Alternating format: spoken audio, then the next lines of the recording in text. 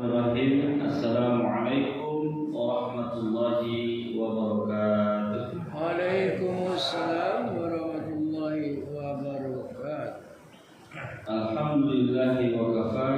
Usalli usallimu ala rasulillahi mustafa wa ala alihi wa ashabihi wa man sara bi risalatihi ila yaumiddin min ahli wafa. Asyhadu an la ilaha illallah wa asyhadu anna Muhammadar Rasulullah sallallahu alaihi wasallam. Bapak Ibu yang dimuliakan oleh Allah SWT, pada subuh ini kita akan menyampaikan tausiah atau kajian dengan judul menghubungkan silaturahim. Bapak Ibu bahagia, semua kita pasti ingin masuk surga. Tak ada satupun kita yang berkeinginan untuk masuk neraka. Maka jika kita ingin masuk surga, mesti menjadi penduduk surga dengan amalan penduduk surga. Artinya apa yang bahagia adalah surga itu tidak instan ya, tetapi dia mesti dengan usaha dan upaya kita di dunia ini. Maka dunia itu muqantarah wa wasilah ila al-akhirah wa fil akhirati hasanah. Maka dunia ini adalah jembatan ataupun perantara menuju akhirat, dan akhirat yang kita inginkan adalah surga Allah Subhanahu wa taala. Oleh sebab itulah sering kita sampaikan kepada Allah permohonan atau munajat kita kepada Allah bahwasanya kita ingin mendapatkan surga itu sendiri. Sering disebut dengan doa atau munajat ini dengan sebutan doa. Artinya doa yang sering diiringi kita dengan niat ikhlas karena Allah SWT, disebut dia doa sapu jalan. Dengan lafaz Allahumma rabbana atina fid dunya hasanah wa fil akhirati hasanah wa qina azabannar. Karena makna itu tiga inilah inti dari sekian banyak munajat kita berdoa. Tiga ini, ya Allah, datangkan kepada kami kebahagiaan di dunia. Fid dunya hasanah. Apa standarnya kebahagiaan dunia itu? Paling tidak ada empat.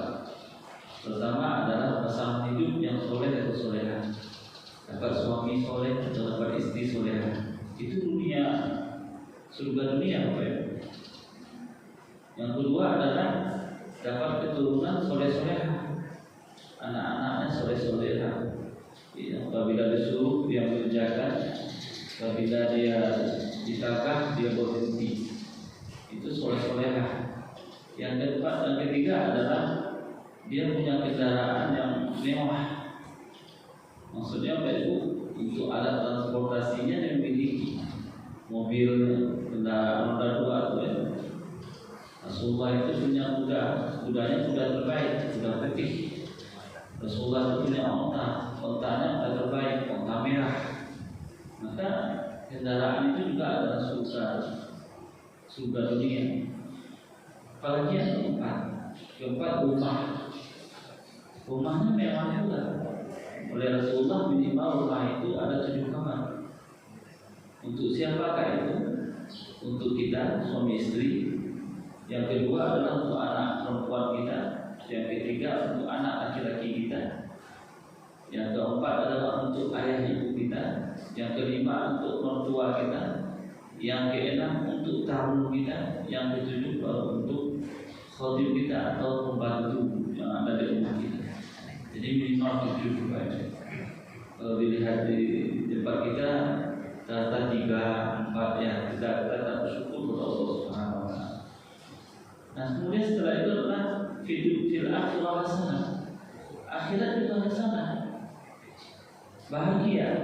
Apa tandanya kita bahagia tidak kita masuk surga? Kalau belum masuk surga belum bahagia. Karena akan ada lagi proses yang luar biasa, perjalanan yang melelahkan. Ada dibangkitkan, dikumpulkan, dihitung, ditimbang, meniti jalan siratal mustaqim. Kadang ada belum masuk neraka, baru masuk surga. Kita inginnya langsung masuk surga. Di dalam surga baru juga adalah kebahagiaan. Ada seorang murid dari Imam Malik bertanya kepada Imam Malik. Imam Malik ini pimpinan atau Imam mazhab, imam mazhab dari mazhab Malikiyah. Ditanya oleh muridnya, Imam Malik, guru, kapan kami ini bahagia? Setiap hari kami seperti ini bekerja dan seterusnya, kapan kami ini bahagia? Apa kata Imam Malik? Kamu akan bahagia ketika kaki kananmu telah masuk surga. Baru bahagia. Bapak Ibu bahagia. Maka semua kita pasti ingin masuk surga. Nah, surga itu tidak gratis. Kita harus punya amalan, harus ada kerja kita. Itu banyak. Karena pintu surga itu banyak. Maka kita ingin masuk dari pintu yang mana? Sesuai dengan amal kita. Maka paling tidak di dalam hadis Abdullah bin Salam, ketika Rasulullah SAW pertama datang ke Madinah itu, maka Abdullah bin Salam hadir menyambutnya. Kaum Ansar, kaum Madinah datang melihat Rasulullah. Yang pertama yang membuat Abdullah bin Salam itu terkesima adalah bahwa tidak ada tanda-tanda bahwa Nabi Muhammad ini adalah seorang penusta. Karena beredar info hoax, Rasulullah itu penusta, Rasulullah itu adalah membawa ajaran sesat, pembohong, tukang sihir dan lain sebagainya. Yang menariknya, berita hoax ini disampaikan oleh pamannya sendiri, yaitu Abu Lahab. Jadi Bapak Ibu, dari sini kita bisa mengambil hikmah pelajaran yang akan memburukkan kita, menjatuhkan kita itu bukan orang jauh sesungguhnya, kebanyakan orang dekat dengan kita. Cerita Nabi Yusuf kan juga seperti itu. Siapa yang masukkan Nabi Yusuf ke dalam sumur? Saudara, bukan orang lain. Bukan berarti kita susah dengan saudara kita, tidak. Karena di sana pula ujiannya. Maka Bapak Ibu bahagia, dilihat wajah Rasulullah tak ada tanda dusta, bersih. Dan dari wajahnya juga tergambar sebenarnya Bapak Ibu seperti apa psikologi kejiwaan kita. Dari wajah wajah bisa sebenarnya ditentukan ini orang dusta, jujur dia, atau cerewet dia, atau segala macam.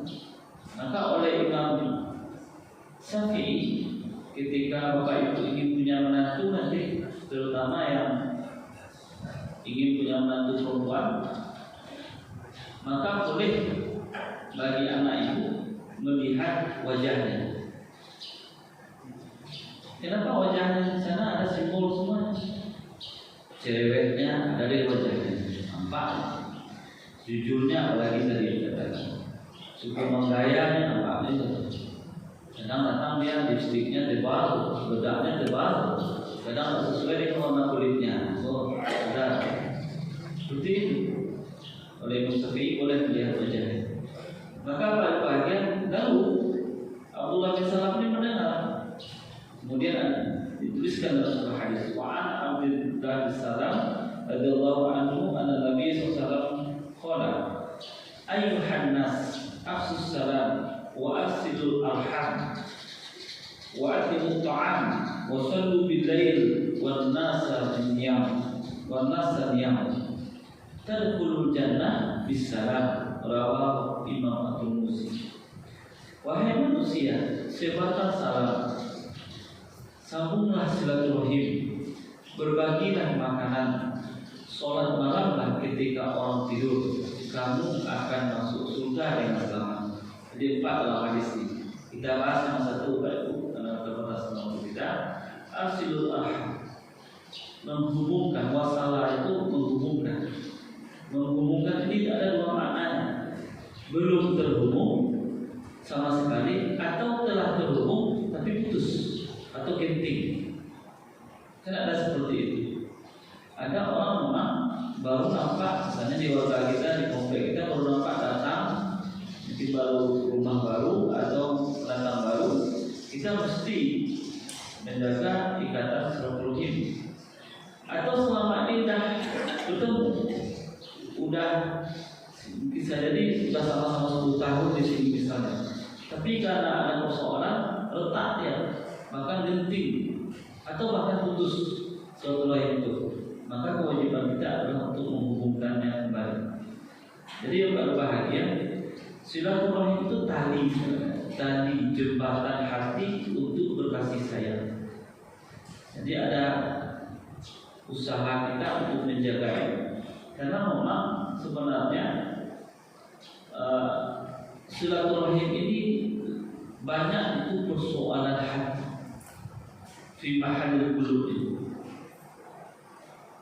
Makanya memang dia tugas beratnya itu adalah mempertahankan. Oleh Rasulullah SAW disuruh kita untuk menjalin, mempertahankan ikatan hati kita ini bersama. Karena di sana banyak hikmahnya. Di antaranya dari saya dikatakan, berikanlah satu rahim kepada Rasulullah. Jaga satu rahim itu. Pertama, akan mempermudah rezeki. Mudah rezeki Bapak Ibu. Kalau banyak kawan, kalau pandai bermasyarakat, kalau tahu rasul di barisu, tahu kartu nampe, tahu yusumbang ambu balik, maka insya Allah kita akan mudah rezeki Bapak Ibu. Misalnya kita kesulitan ekonomi, kita berdoa kepada Allah, kita telah berusaha semacamnya, lalu ada tetangga kita paham dengan kondisi kita, datang ke rumah kita memberikan zakatkan namanya, infakkan namanya, sedekahkan namanya untuk kita. Ini karena kita menjaganya dengan baik setelah itu. Tapi kalau tidak, ada orang sekolahnya itu tidak mampu, tapi usil. Kata Rasulullah, la tadkhulul jannah, la tadkhulul jannah, la tadkhulul jannah. Tak masuk surga, tak masuk surga, tak masuk surga. Kila ada yang bertanya, mana ya Rasulullah? Siapa itu ya Rasulullah? Orang yang tetangganya ini usil, sehingga dia mengganggu, menyusahkan tetangganya yang lain. Udah jam 11 malam masih kuat-kuat juga baru hidup ganti. Sementara di sebelahnya ada orang tua yang butuh istirahat, anak-anak yang butuh istirahat, atau bahkan ada yang sakit. Maka harus pandai-pandai kita juga kita untuk bertetangga ini misalnya. Lalu ada orang bayar zakat atau zakat malam bersedekah jauh sana. Tanya oleh orang lain, kenapa kok jauh betul bayar infak sedekahnya? Malih dia sebelahnya mendekatkan. Mengadu aja lah jual, susah usil semua macam. Jadi tidak lancar jadinya rezeki kita ini. Ini kata Rasulullah itu satu hal yang dilarang oleh Rasulullah SAW. Nah, kemudian apa panjang usia kita? Orang yang menjaga silaturahim panjang usianya, yakinlah. Walaupun dia telah secara biologi meninggal, jasadnya tidak ada di dunia, tapi dia tetap menjadi cerita-cerita. Ulama-ulama besar diceritakan, atau kita ayah kita diceritakan. Maka Bapak Ibu, untuk momen lebaran nanti misalnya, salah satu yang mesti kita kunjungi adalah siapa teman ayah kita kalau masih ada, siapa teman ibu kita kalau masih ada. Datang ke rumahnya, yakinlah Bapak Ibu, kalau kita datang ke rumahnya, dia akan bercerita tentang ayah kita, tentang ibu kita. Dulu ayah kamu itu berjuang, ayah kamu itu bekerja keras, beruntung kamu jadi anaknya ayah kamu itu sholat berjamaah terus ke masjid. Dia bercerita tentang ayah kita, padahal ayah kita udah 15 tahun meninggal, udah 20 tahun meninggal. Seolah-olah dia hidup dengan cerita-cerita seperti ini. Jangan putus silaturahim dengan teman-teman orang yang telah meninggal, apalagi ayah dan ibu kita. Apalagi tadi Rasulullah katakan masuk surga insyaallah orang yang silaturahim. Nah, kemudian apa saja yang mencakup tentang silaturahim ini? Pertama, saling kenal mengenali, ta'aruf. Harus kenal kita pada jemaah masjid ini.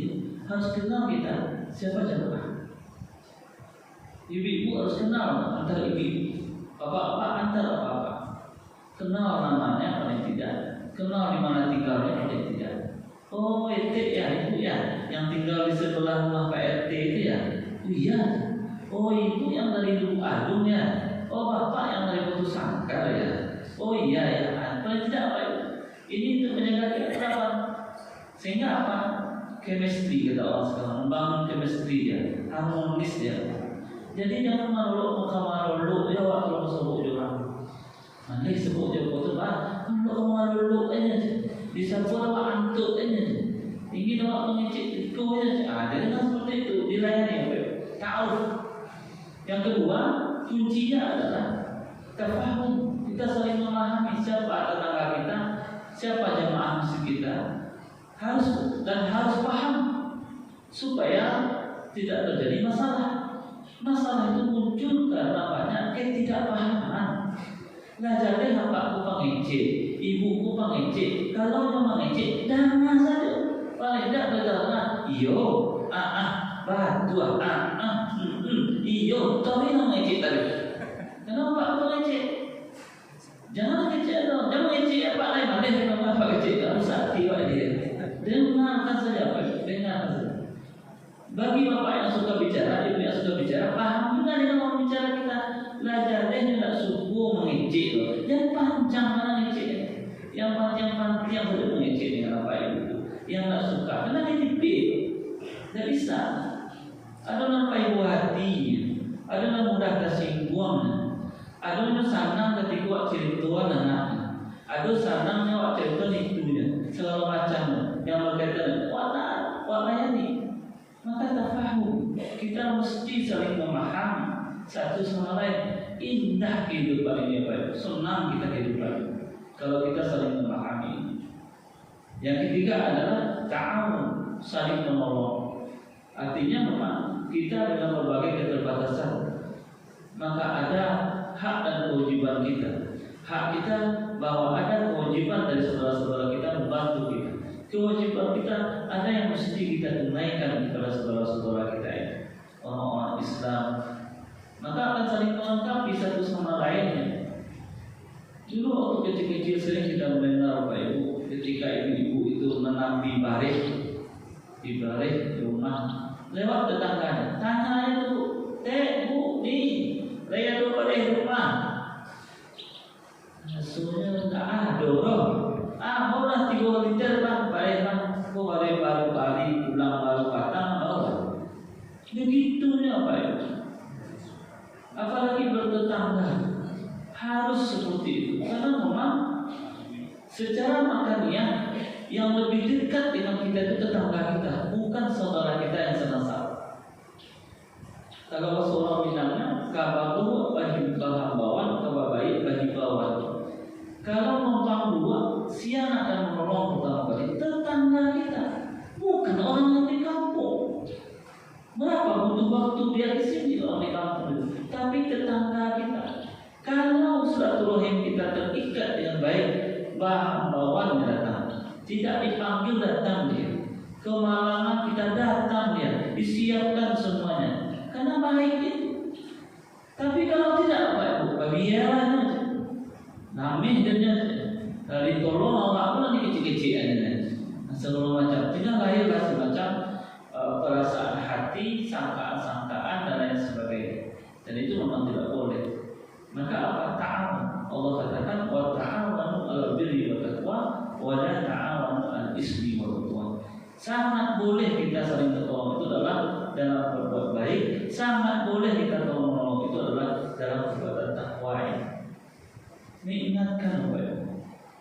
Lewat depan rumah mau pergi sholat maghrib, apa-apa ibu-ibu kok masih membalasih melotor, masih menyiram umum, masih mau tak? Kesapa saya Pak, Bu, sholat lagi. Nah maghrib, apalagi masjid kita luar biasa bagusnya ini. Oh ya, cepat dan selesai. Jangan ini dakwah harian itu penting. Apalagi Bapak Ibu datang dari seluruh penjuru ke sini, nampak Bapak Ibu lagi sholat, semangat pula tetangga kita sedang bersolat. Itu dakwah yang lebih besar timbang bicara-bicara sebentar itu. Itu yang real. Apalagi pakai tipu sapa segala macamnya, Pak. Jadi membantu dalam berbuat baik dan takwa. Karena kita yakin Bapak Ibu semua kita ingin masuk surga bersama-sama. Nanti ada kabilahnya adalah kabilah dari masjid kita ini. Paling depan, kedua pengurus masjid yang pertama, kedua, ketiga, keempat, dan seterusnya. Baru nanti jamaahnya bawa bendera satu. Kami masjid Baitur Rahim bawa bendera satu. ikuti bersama generasi kita. Luar biasa karena Quran seperti itu. Zumaro berbondong-bondong ada yang mimpi masuk surga. Itu kita semuanya ingin masuk surga. Kecuali ada bapak ibu anak mau surga, ya tak bisa kita itu. Bapak ibu bahagia maka ta'amal. Dan yang terakhir adalah saling mendoakan. Doakan. Kalau perlu sebut namanya. Tak usah dia tahu, tapi kita doakan dia. Ya Allah, ibu ini nama saya Nabi Uros. Ya Allah, ampunilah dosa Uros. Teman saya itu ya Allah, besti kami itu ya Allah, ampuni dosanya. Sebut. Ya Allah, ampuni dosa Pak Khairil ini ya Allah. Dia begitu nakal kepada saya ya Allah. Tak apa salah saya Pak. Sedikit-sedikit usil dia ya Allah. Tapi saya sayang sama dia ya Allah. Ya Allah, ampuni dosanya. Saling mendoakan. Semua kita saling mendoakan satu sama lain. Tidak apa namanya. Umum saja. Allahumma maghfir muslimin wa muslimat. Masuk seluruh ya. Pokoknya orang muslim, laki-laki dan perempuan masuk semuanya. Tanpa sepengetahuan, karena ada memang ada orang Arab Badui, pemuda Arab Badui datang kepada Rasulullah. Ketika itu Rasulullah sedang kajian seperti itu. Lalu bertanya, ya Rasulullah, apakah ini saya ini masuk surga? Itu menengah ke bawah bahasanya seperti itu. 3 kali diulang. Apa kata Rasulullah? Kamu masuk surga. Padahal sahabat yang hadir di majelis ilmu, majelis zikir Rasulullah SAW tak pernah mendengar kamu masuk surga, kamu masuk surga, tak ada. Tapi ini ada orang baru datang. Rasulullah katakan masuk surga. Umar dia kalau tidak mau itu apa itu? Umar bin Khattab itu tak mau ini. Macam mana pula ini? Saya tidak ada. Rasulullah katakan masuk surga. Diintipnya lah pemuda ini. Apa amalannya? Apa kerja dia? Malam pertama dilihat. Dia saya biasa saja. Baca Qurannya biasa, sholatnya biasa. Yang kedua seperti itu juga sampai malam ketiga bertanya lagi Umar, hai pemuda, apa amalan? Sampai Rasulullah mengatakan kamu masuk surga. Tak ada. Biasa saja. Sampai kepada saya kata Umar. Kira pemuda itu. Pemuda itu mengatakan sebelum tidur saya membiasakan satu, mendoakan saudara saya jika dia salah kepada saya agar Allah mengampuninya. Dia doa pada doa itu. Salah orang kawan pada Allah, ya Allah ampunilah dosanya.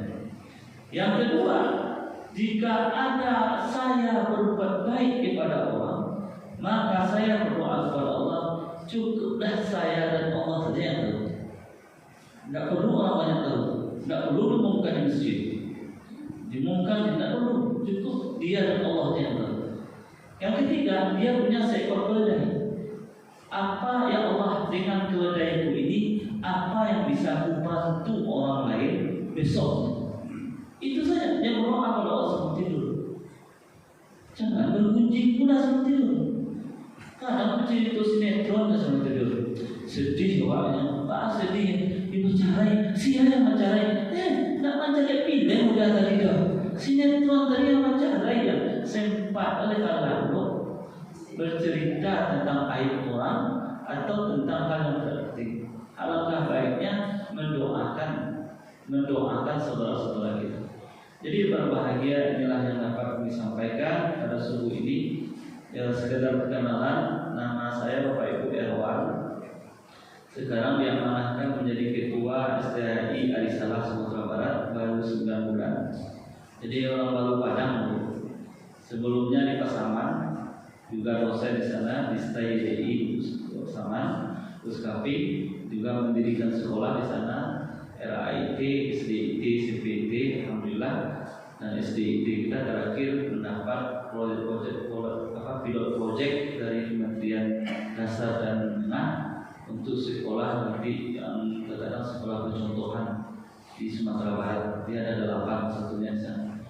Kemudian dari itu alhamdulillah dari istri 1, orang yang kaum, anak baru 6 alhamdulillah. Ya, selagi bisa ke school terus insyaallah. Ya karena itu alhamdulillah baik. Dan Saya terlahir kembar. Kembar, Nah, ya. Saya terlahir kembar. Kemudian di malam dia bisa hadir. Nanti tugas Bapak Ibu adalah mencari perbedaan di berdua. Bersama. Nanti malam nanti tugas PR-nya adalah mencari perbedaan. Apa perbedaannya? Namanya Erwin. Nah, nanti Ibu Bapak Ibu cari perbedaan. Kalau Bapak Ibu 5 perbedaan, hadiahnya umroh. Ya, hadiahnya umroh